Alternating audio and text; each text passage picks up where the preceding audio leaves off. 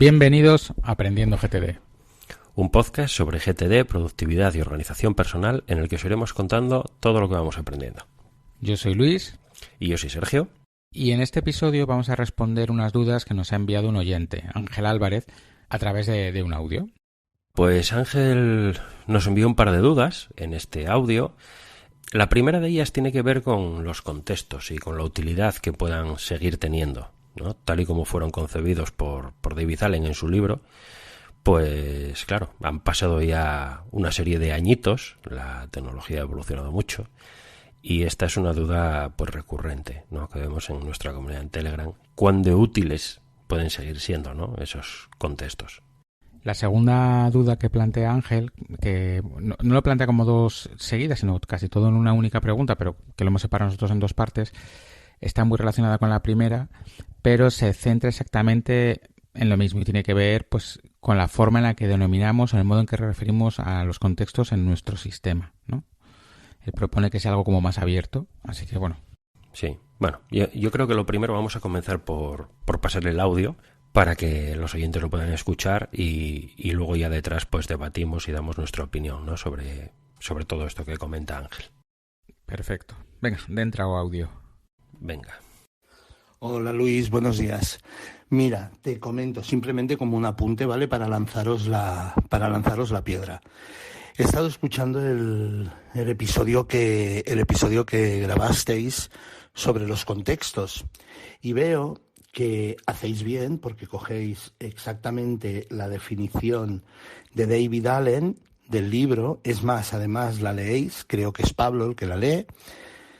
Pero yo creo que a día de hoy ese tipo de contextos o esa definición de contextos ya ha quedado antigua, ha quedado anticuada.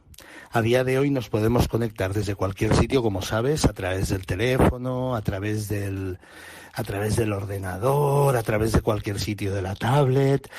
Entonces, pues contextos, por ejemplo, como en el ordenador o otros dijésemos que se especificaban precisamente para una herramienta que seguramente cuando David Allen escribió el libro solamente tenía en el despacho, pues yo creo que ahora se tendrían que cambiar por cosas quizás más flexibles o situaciones que se tengan que dar que sean más cómodas.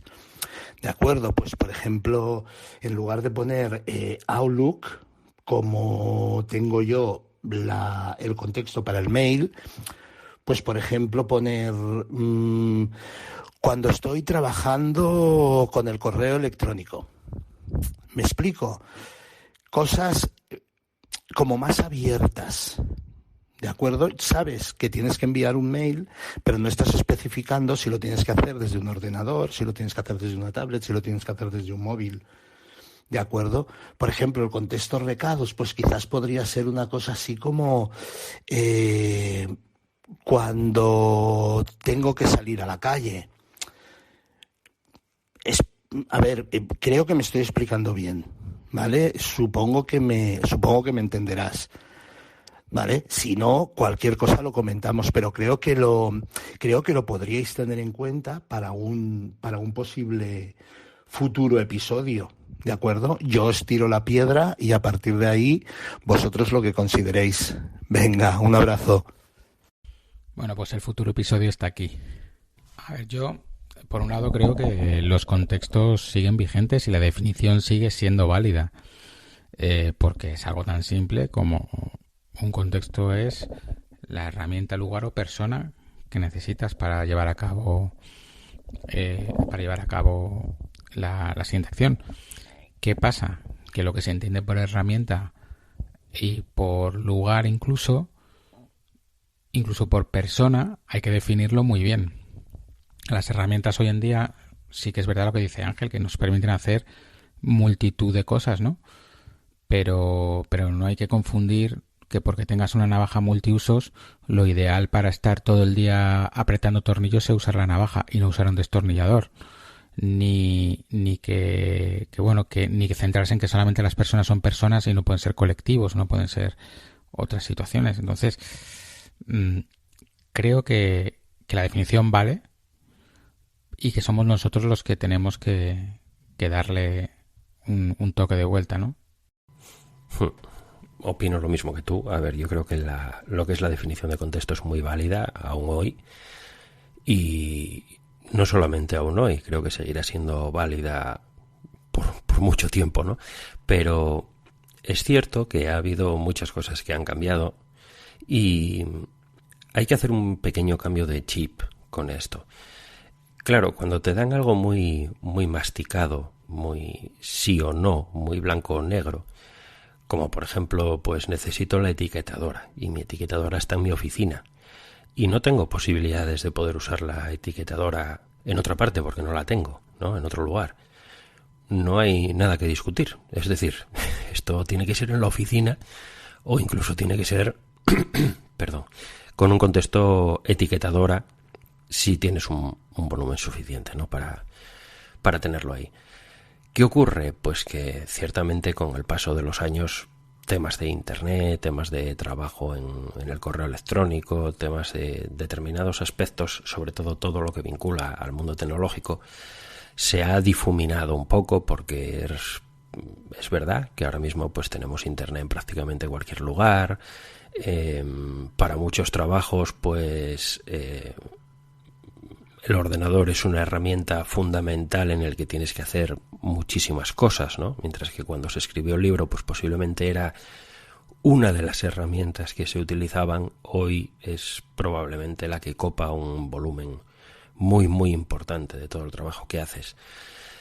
Entonces, sí es cierto que mucha gente encuentra un poco de confusión en todo esto, pero se trata básicamente de no saber hacer una adaptación de los principios que hay detrás para utilizar contextos. Es decir, tú tienes una lista de siguientes acciones, una serie de cosas que has definido que vas a hacer, y a ti lo que te es realmente útil, porque son muchas todas las cosas que has definido hacer, es dividir esa lista en una serie de sublistas, una subdivisión que te aporte utilidad. ¿Y cómo te aporta utilidad? Pues te aporta utilidad atendiendo a qué cosas o a qué personas o a qué lugares puedes tener acceso en determinados momentos y no tenerlo en otros.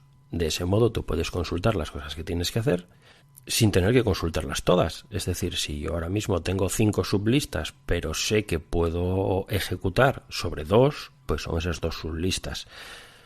Si tengo otra sublista que es casa y ahora mismo no estoy en casa, pues me evito consultar casa porque no voy a poder hacer nada al respecto ahora mismo. Entonces, al final, esa es la idea que está detrás del uso de contextos. Esto se puede aplicar hoy en día con todos los avances tecnológicos que ha habido. Simplemente es posible que en determinados aspectos no sea tan claro como hace unos cuantos años, en que la división era muchísimo más sencilla o estricta, ¿no? Por ejemplo, para trabajar sobre el correo electrónico, que pone el ejemplo Ángel, es cierto que tú ahora mismo tienes acceso al correo electrónico desde tu móvil, tienes acceso al correo electrónico desde tu ordenador, tienes acceso al correo electrónico desde un montón de dispositivos, ¿no? Pero si tú recibes correos electrónicos en tu trabajo, de tus clientes, de tu organización, de tu jefe, de quien sea, la mayor parte de personas van a encontrar que no tiene mucho sentido atender a esos correos electrónicos, es decir, leérselos cuando algunos son bastante largos, cuando vas a tener que definir varias cosas para hacer, etcétera, etcétera, desde un teléfono móvil, y mucho menos dar respuestas, ¿vale? En ocasiones tendrás archivos adjuntos que tienes que guardar. ¿Puedes hacerlo? Sí, puedes hacerlo, pero no es ni mucho menos el modo más efectivo de hacerlo, ¿vale? Porque si tú tienes acceso a un ordenador, pues en el ordenador vas a hacerlo de una manera mucho mejor, con un tamaño de letra más grande, pudiendo gestionar todos esos archivos adjuntos de una manera mucho más rápida y sencilla, etcétera, etcétera. Entonces, si tú tienes unas listas de siguientes acciones bien definidas, en realidad no debería ser un problema para ti, porque seguramente en cada situación en que tú te encuentres durante el día vas a tener cosas para hacer de otras listas, ¿vale? Y si no es tu caso, pues entonces quizá en tu realidad sí que pueda entrar el atender el correo electrónico desde el móvil, pues porque a lo mejor tienes que pasar 2 horas al día en un lugar en el que no tienes acceso a tu ordenador, por el motivo que sea. Lo primero sería tratar de sí tenerlo, ¿vale? Pero si no, pues bueno, oye, no tengo ninguna otra cosa para hacer, no voy a estar mirando el para el cielo, ¿no? Sin hacer nada. Cuando tengo aquí correos electrónicos, muy bien, pues si en tu realidad entra eso, pues entonces puedes atender el correo electrónico desde el móvil. Cada persona conoce su realidad. Entonces, ¿a dónde nos lleva esto? Pues nos lleva, esto es una idea que yo introduzco en el libro que escribí, porque ciertamente me parece algo realmente útil, que es añadir una capa a todo lo que propone Allen con los contextos. Es decir, en lugar de herramientas, en lugar de personas y en lugar de ubicaciones o lugares, yo añado algo más, que es lo que yo en el libro llamo escenarios, que no es más que una combinación, bueno, permitiéndote así establecer una serie de filtros más complejos, podríamos decir, que se puedan adaptar a tu realidad. Por ejemplo, la típica sublista de siguientes acciones de la que se habló largo y tendido, por ejemplo, en la comunidad de Telegram desde hace años, es una lista de, por poner un ejemplo, enfoque o algo similar, ¿no? De yo lo que necesito es poder concentrarme, yo lo que necesito... Bueno, pues eso, en función a cada persona, si está perfectamente acotado qué es lo que tú necesitas para alcanzar ese enfoque, es decir, yo necesito un sitio que esté en silencio porque de lo contrario yo no puedo concentrarme, necesito pues que se den una serie de variables que yo tengo perfectamente definidas y yo voy a saber identificar perfectamente cuando esa situación se dé para saber que yo voy a poder trabajar sobre esa lista, pues es una sublista de siguientes acciones tan válida como puede ser cualquier otra.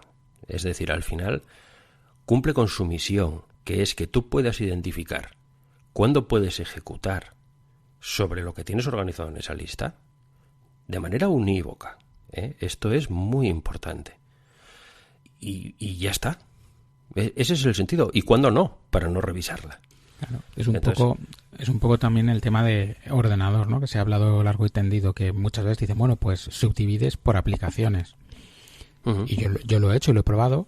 Y subdividir por aplicaciones tiene sentido, pero tiene sentido si se aplica lo que dice Sergio, que es un escenario. Es decir, dividirlo por Word, Excel, no sé qué, no tiene ningún sentido, porque el día que te pongas en el ordenador vas a tener que revisar todo, con lo cual al final nadie te quita tu única lista de ordenador. Tiene sentido si Excel es el ordenador, pero además supone que sabes que son tareas complejas que necesitas mucho tiempo, y entonces el día que las revisas y tienes 20 minutos dices, es que esa me la puedo saltar. Pues esto te está aportando, digamos, ¿no? Sí. Dividir por aplicaciones pierde parte del beneficio que se busca cuando se define lo que es un contexto, ¿vale? Te facilita poder trabajar, por ejemplo, por bloques, pero de una forma muy limitada, porque si tú tienes Word, pues tienes Word y lo que puedes es hacer un montón de cosas, de siguientes acciones que has definido en Word. Pero al final vas a necesitar la herramienta ordenador, que es lo que tú estás comentando. Al final, cada vez que tengas que hacer algo con un archivo, lo que vas a tener es que cerrar el archivo en el que estabas trabajando y guardarlo, vas a tener que abrir uno nuevo. Es decir, no dista mucho de trabajar en otra aplicación. Quizá un poco en el modo mental, podríamos decir, de estoy en Word, ¿no? De estoy con las herramientas de Word y estoy... Pero es indudable que parte de ese beneficio que se busca con los contextos se pierde al hacer esa subdivisión de ese tipo, sin duda. Entonces, mucha gente también piensa, bueno, pero si yo acabo el documento de Word y sin embargo ahora tengo que hacer otra cosa, que ahora es en el email y no sé qué, pero tengo la cabeza puesta sobre qué tengo que hacer con esto y no sé qué. Sí, perfectamente. Es decir, yo comprendo que hacer una división de siguientes acciones, por ejemplo, como es en una lista de ordenador, por aplicaciones, para según qué personas y en según qué situaciones pueden no resultar muy útil. Pero entonces se pueden buscar otras formas de hacer esto, ¿no? Que es precisamente lo que decíamos, lo que comentaba de esto de los escenarios, ¿no? Lo que comentabas tú también. Quizá el trabajo que tú tienes que hacer es definir esa combinación de factores que para ti, con tu vida, con tu forma de trabajar, con tu forma de hacer las cosas, encaja perfectamente. Y eso no le quita validez a la esencia de lo que es un contexto. No se la quita. Simplemente Allen hace una definición de lo que son los contextos en base a la realidad que existía en el momento en el que él escribe el libro y que quizá esto era más sencillo de acotar, ¿no? Pero claro, la validez no se ha perdido. Yo por ejemplo, ahora mantengo un contexto ordenador que debe tener 30 o 40 siguientes acciones, pero sí que tengo uno que se llama mail, porque si cuando me pongo con mail quiero contestarlos todos de golpe y sobre todo es un contexto que tiende a estar a cero, ¿no? Y luego tengo uno de banca electrónica y otro del programa de facturación. ¿Pero por qué? Porque cuando me pongo a pagar facturas no solo necesito el ordenador, necesito también tener las facturas y necesito una ventana de tiempo y una ventana de no interrupciones para estar atendiendo a eso, porque si me equivoco puede ser gordo. Y lo mismo a la hora de hacer las facturas. No necesito solamente el ordenador, necesito solamente el ordenador y una serie de cosas que lo resumo en la aplicación de facturación, que es la que uso para hacerlo. Pero ¿qué es eso? Realmente, aunque yo lo llame Conta Simple, que es la aplicación que yo uso, realmente tendría que ser ordenador más no sé qué, más tal, más cual, más cual. Bueno, sí. Y es un gran ejemplo, ¿eh? Yo también tengo una lista para facturas que tengo que pagar, transferencias que tengo que hacer y cosas de este tipo. Y ese, por ejemplo, es un trabajo que sí que se beneficia muchísimo del poder trabajar en bloque, ¿no?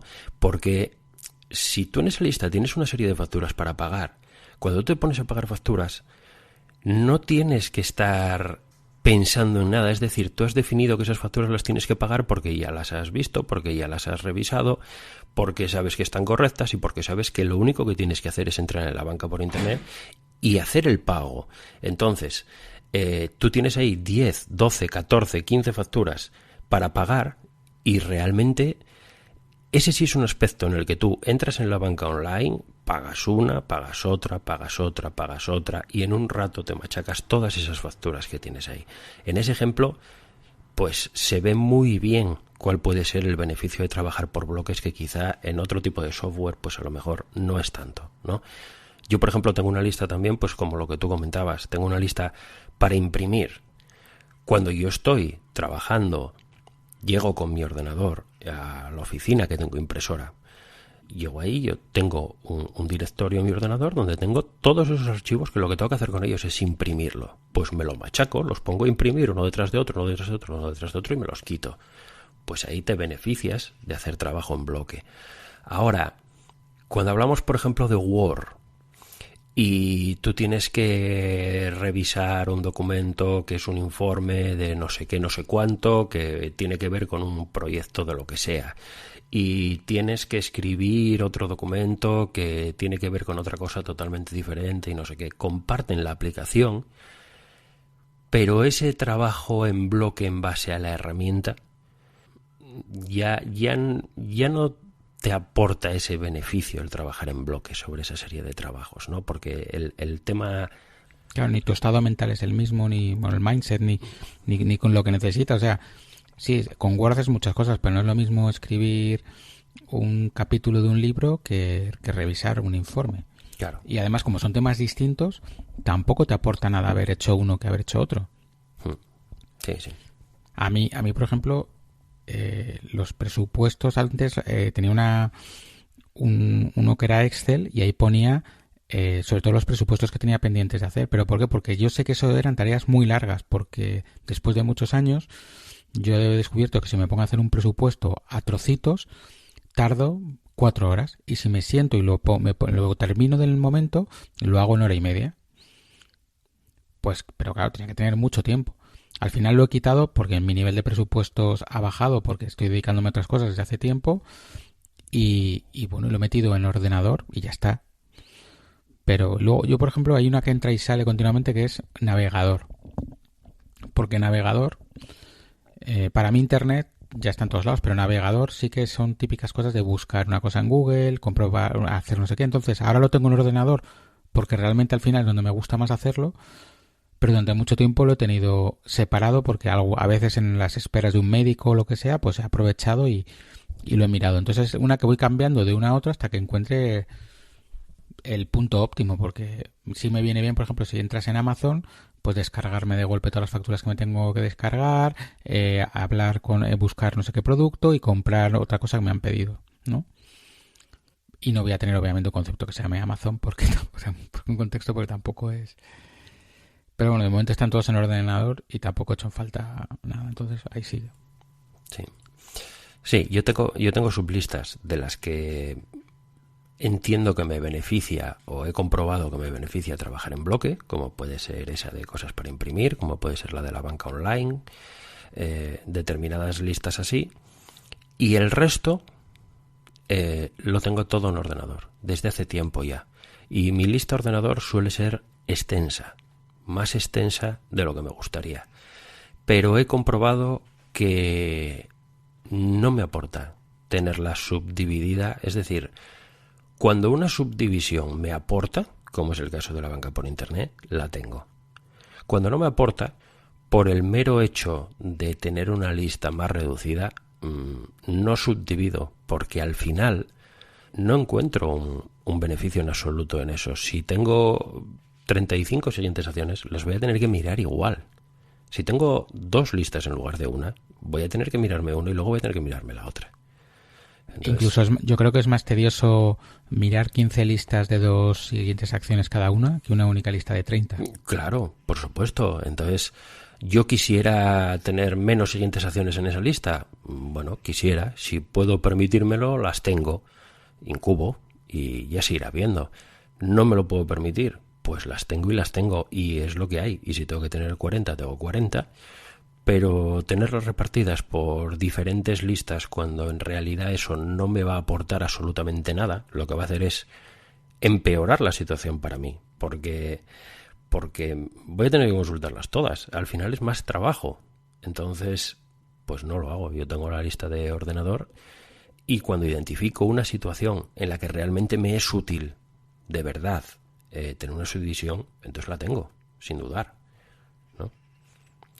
Bueno, si quieres nos vamos a la segunda parte de la Sí, porque de la la hemos consulta tratado de un poco Ángel. de refilón, pero... Sí, que esta se centraba más en esto, en cómo enunciar las listas, en cómo Sí. llamarlas, en cómo denominarlas, ¿no? De una manera, pues como comentabas tú, más abierta.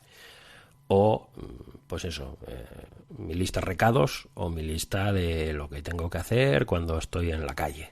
Sí, hay una cosa que a ver, que es que lo perdemos con la traducción del inglés al español y es, si os dais cuenta, los contextos siempre se representan con una arroba delante, ¿vale? Ese símbolo en inglés quiere decir en. Entonces, cuando tú ves un email y es luis@aprendiendogtd.com, es luis en aprendiendogtd.com. Eso es como se lee en inglés.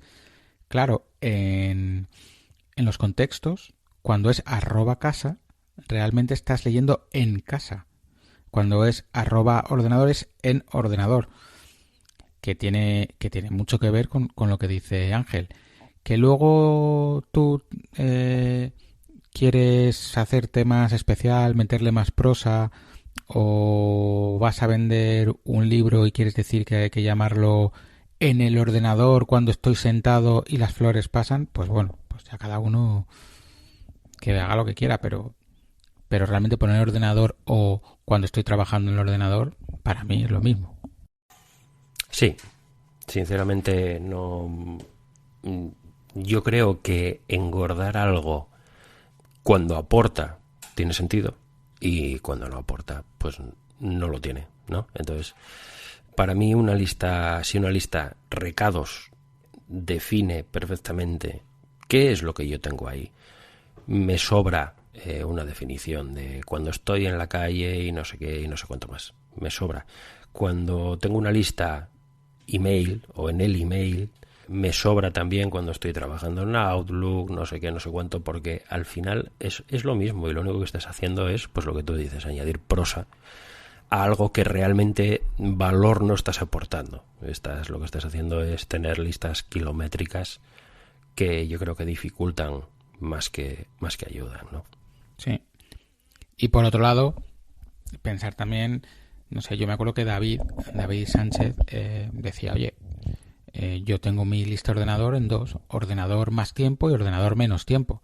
Eso sí lo puedes controlar. Hay cosas que tú sabes que tu ordenador te va a llevar mucho tiempo hacerlas, pero no le estás metiendo en el ordenador cuando tenga 1 hora 001. No, pues divides por eso, porque tú al final sabes, o bueno, él también me contaba que tenía dos listas de teléfono, porque yo me lo he planteado hacer porque tengo también muchas horas de coche, entonces él tiene llamadas que puedes hacer en el coche y llamadas que tienes que hacer sentado, porque no es lo mismo que yo llame a Sergio para discutir un futuro episodio de Aprendiendo GTD o una posible cosa que vamos a hacer juntos, que a lo mejor tenemos que estar los dos sentados tomando notas y discutiendo y tirando de material que tiene ese ordenador, a que yo me monte en el coche y llame a Sergio a decirle que qué tal ha ido la semana, que qué tal está su mujer, que qué tal su hijo, que qué tal el tiempo por Gijón, y él me pregunte y vayamos teniendo una charla normal en la que lo único que necesitamos es que la otra persona te descuelgue el teléfono y puedas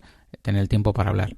Entonces, bueno, yo creo que mientras lo definas, o sea, yo soy anti en las siguientes acciones definir proyecto Z4 realizado por 5, o sea, todo críptico, que solo lo entiendas tú, me parece que no aporta, pero en el tema de los contextos, yo creo que lo que hay que hacer es algo que te recuerde el escenario, la situación o el contexto en sí, porque tú ya es tu sistema, tú ya eres mayorcito lo que pone, vamos. Sí, claro. Lo de las llamadas que estás comentando de David es un ejemplo magnífico para el tema de, por ejemplo, las llamadas. Oye, ¿me conviene tener más de una lista de llamadas o puedo tener una sola lista de llamadas?